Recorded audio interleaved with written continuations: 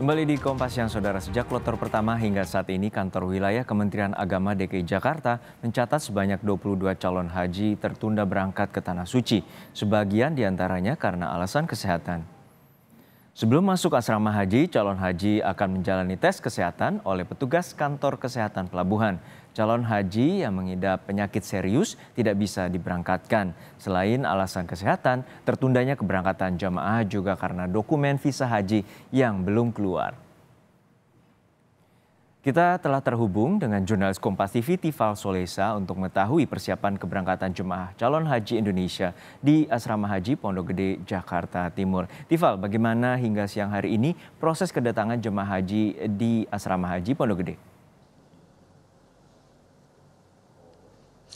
Spesifik kita bicara hari ini tanggal 30 Mei 2023 ada dua kloter calon jamaah haji yang tiba di Asrama Haji Embarkasi Pondok Gede Jakarta Timur. Dua kloter tersebut adalah kloter 20 dari Jakarta Selatan.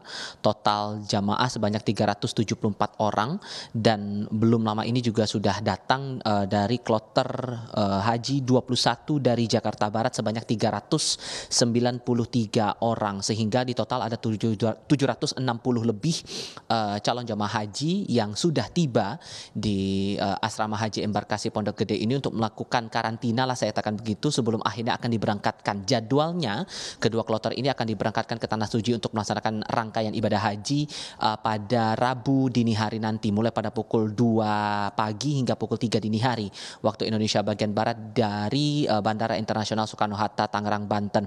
Nah, bagaimana kemudian proses atau alur administrasi yang dilakukan saat mereka tiba di asrama haji ini? Tadi dalam konfirmasi kami kepada pihak kantor wilayah Kementerian Agama DKI bahwa diawali nanti seluruh jamaah ini untuk ditempatkan di kursi khusus terlebih dahulu menunggu giliran untuk proses administrasi awal, yakni tes kesehatan. Di tes kesehatan terlebih dahulu oleh pihak kantor kesehatan pelabuhan, oleh KKP, baru kemudian nantinya proses berikutnya berlanjut dengan tahapan-tahapan seperti mendapatkan kartu untuk kamar istirahat mereka di dalam asrama haji, lalu juga sebelum diberangkatkan esok hari begitu mereka juga sudah dibekali sejumlah identitas seperti paspor, kemudian gelang identitas dan juga biaya hidup ataupun juga living cost yang sudah sejak awal dibagikan petugas haji kepada para jamaah, sehingga ini akan menjadi modal mereka nanti sebelum akhirnya akan diberangkatkan pada Rabu dini hari nanti. Sejauh pantauan saya tadi saat mereka tiba pagi hari dan juga siang hari ini di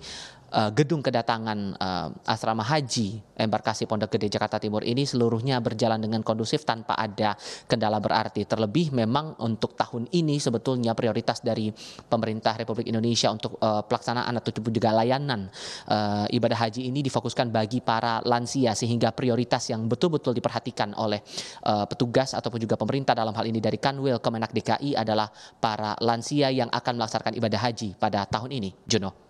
Ya, tentu tema dari ibadah haji tahun ini adalah ramah haji bagi kaum lansia. Lalu hingga saat ini apakah ada jemaah calon haji yang gagal atau tertunda keberangkatannya? Lalu bagaimana dengan penanganannya? Spesifik kalau kita bicara di kawasan Embarkasi Pondok Gede DKI Jakarta begitu ya, dari kantor wilayah Kementerian Agama DKI sudah menerangkan sejak kloter pertama sampai dengan saat ini, setidaknya sampai dengan kloter 20 pemberangkatan jemaah haji ini, ada 22 orang yang tertunda keberangkatan hajinya dengan dua alasan utama. Pertama karena alasan kesehatan dan yang kedua alasan dokumen visa yang belum keluar begitu untuk melaksanakan ibadah haji. Alasan kesehatan ini menjadi yang paling banyak terjadi mengingat ada sejumlah catatan penyakit yang dilarang untuk melakukan aktivitas perjalanan jauh, terlebih kegiatan haji ini ibadahnya terbilang intens sejak hari pertama sampai nanti selesai sebelum akhirnya kembali lagi ke tanah air. Belum lagi dihitung dengan jumlah perjalanan yang cukup panjang dari Indonesia menuju ke Arab Saudi, begitu pun juga untuk jalur pulangnya, sehingga ada dua catatan tadi yang disampaikan oleh pihak kantor wilayah Kemenak DKI khusus untuk jamaah atau calon jamaah haji yang mengidap penyakit TBC yang berpotensi menular, lalu juga penyakit-penyakit tertentu yang mengharuskan calon jamaah ini untuk melakukan cuci darah, ini dilarang untuk berangkat. Lebih lengkap kita coba dengar pernyataan dari perwakilan Kanwil Kemenak DKI yang saya temui pagi tadi. Ada jemaah yang ketika diperiksa oleh KKP itu dia ada penyakit yang memang harus diobati dulu. Ya, diobati dulu, kalau memang dia bisa diobati dan dianggap layak untuk berangkat, dia akan diberangkatkan. Terkadang dia ikut ke kloter berikutnya, tidak mesti dia ke kloter asalnya, seperti itu. Ada juga yang memang dalam pemeriksaan ternyata memang dia mengidap penyakit yang memang tidak boleh terbang. Seperti apa? Kayak cuci darah itu sudah tidak boleh. Atau TBC ya, TBC yang menularkan itu tidak boleh berangkat.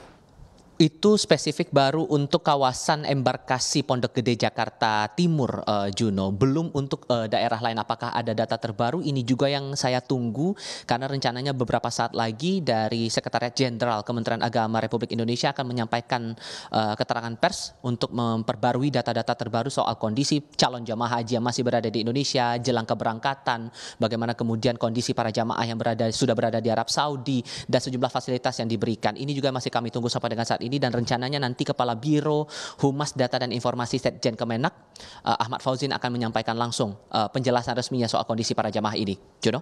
Baik, terima kasih atas laporan lengkap Anda, jurnalis Kompas TV Tifal Solesa dari Asrama Haji Pondok Gede Jakarta Timur.